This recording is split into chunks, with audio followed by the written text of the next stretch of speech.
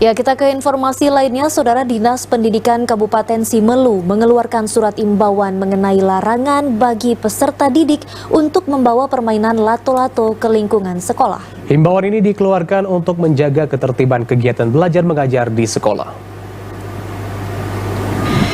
Dinas Pendidikan Kabupaten Simelu resmi mengeluarkan surat himbauan kepada seluruh kepala sekolah dari tingkat PAUD hingga sekolah menengah pertama terkait larangan membawa permainan lato-lato ke lingkungan sekolah. Kepala Dinas Pendidikan Kabupaten Simelu Firmanuddin mengatakan dikeluarkannya himbauan larangan bagi anak-anak membawa permainan lato-lato ke lingkungan sekolah dikarenakan dapat mengganggu proses kegiatan belajar mengajar dan menghindari cedera.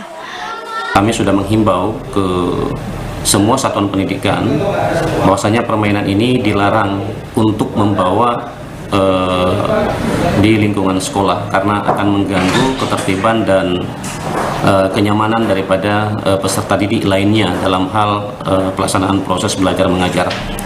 Dan kami juga menyampaikan kepada seluruh pengawas agar dapat mengawasi di semua sekolah binaan sehingga hal ini tidak terjadi hal-hal yang tidak diinginkan terhadap anak.